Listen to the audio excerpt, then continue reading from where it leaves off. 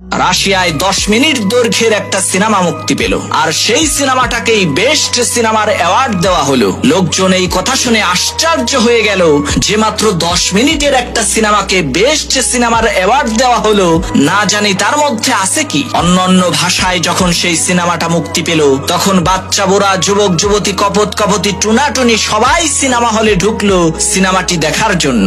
ঘরের একটা সিলিং আর একটা সিলিং ফ্যান দেখানোর মাধ্যমে সিনেমাটি শুরু হলো এবং 6 মিনিট পর্যন্ত শুধুমাত্র সেই একটা জিনিসই দেখানো হলো, ঘরের সিলিং আর সিলিং ফ্যান। তখন সিনেমা হলের সমস্ত লোকজন চিৎকার চেঁচামেচি শুরু করে দিল এবং রাগে আর গোসায় সিনেমা হল থেকে বের হয়ে যাওয়ার সিদ্ধান্ত নিল। তখন হঠাৎ করেই সিনেমার দৃশ্যপট পাল্টাতে লাগলো। আস্তে আস্তে ঘরের সিলিং আর ফ্যান থেকে দৃশ্যটি সরে ঘরের ফ্লোরের দিকে আসতে লাগলো। তখন সকলেই দেখতে পেল একজন 10-12 বছরের বাচ্চা ছেলে সেই ঘরের সিলিং আর সিলিং ফ্যানের দিকে ফ্যাল ফ্যাল করে তাকিয়ে আছে, কারণ কোনো একটা অ্যাক্সিডেন্টের কারণে সেই ছেলেটার শরীরের অনেকগুলো হাড্ডি ভেঙে চুরমার হয়ে গেছে।